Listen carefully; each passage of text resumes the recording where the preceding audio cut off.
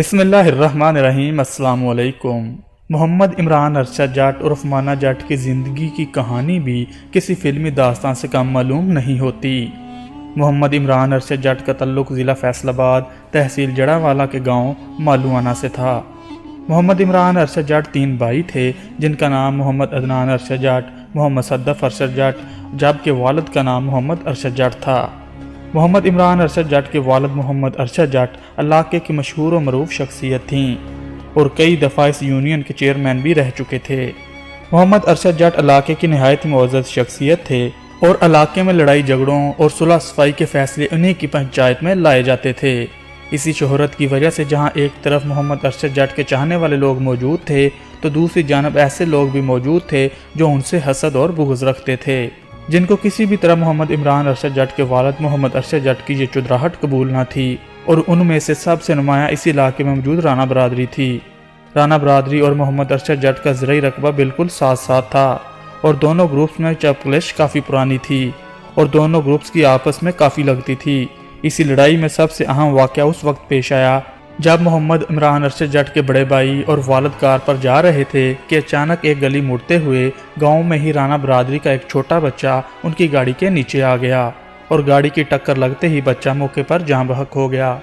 اگر دیکھا جائے تو یہ ایک حادثہ تھا، مگر دوسری جانب رانا برادری یہ ماننے کو تیار نہ تھی کہ یہ ایک حادثہ ہے، وہ اسے ایک دانستہ قتل قرار دے رہے تھے۔ ان کا کہنا تھا چونکہ پہلے بھی ہماری ان کے ساتھ کافی دشمنی ہے تو اسی لیے انہوں نے کسی ہیلے بہانے سے ہمارے بچے کو قتل کیا ہے۔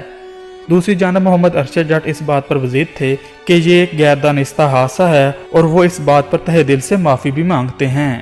چنانچہ بچے کی تدفین کر دی گئی اور بچے کی تکفین و تدفین کا سارا خرچہ محمد ارشد جٹ نے خود اٹھایا اور رانا برادری کو 1 پیسہ تک نہ خرچ کرنے دیا۔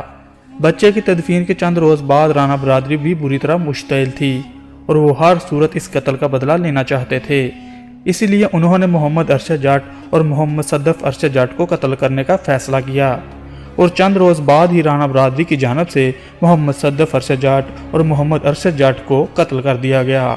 اب محمد ارشد جٹ اور صدف جٹ کے قتل کے بعد عمران ارشد جٹ اب ہر صورت اپنے والد کے قتل کا بدلہ لینا چاہتے تھے۔ عمران ارشد جٹ بری طرح مشتعل تھا۔ بعد میں عمران ارشد جٹ نے رانا برادری کے ایک بندے کو لاہور ایئرپورٹ سے اٹھایا اور اغوا کر لیا اور اسے کہا کہ اپنے گھر فون کرو اور باقی بندے بھی منگواؤ۔ اس طرح عمران جٹ نے ان آنے والے بندوں کو بھی اغوا کر لیا اور بعد میں ان 4-5 بندوں کو قتل کر کے ان کی لاشیں رانا برادری کے گھروں کے آگے پھینک دیں اور پھر فرار ہو گیا اور کافی عرصہ اسلام آباد میں روپوش رہا۔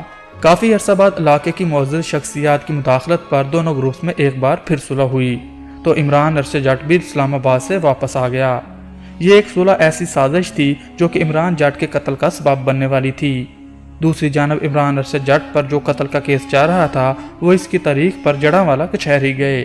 ان کے ساتھ ان کے مسلح گارڈز بھی تھے، لیکن جب وہ جج کے روم میں جانے لگے تو وہ اکیلے ہی تھے۔ وہیں عمران ارشد جٹ کے دشمنوں نے اس بات کا فائدہ اٹھایا اور وہیں موجود ایک شخص نے عمران ارشد جٹ کو فائر مارا جو عمران ارشد جٹ کے دل سے آر پار ہوتا ہوا باہر نکل گیا اور عمران جٹ وہیں موقع پر ہی فوت ہو گئے۔ تو فرینڈز، یہ تھے عمران ارشد جٹ جس نے اپنے بھائی اور باپ کے قتل کا بدلہ لینے کی خاطر اپنی جان بھی داؤ پر لگا دی تھی۔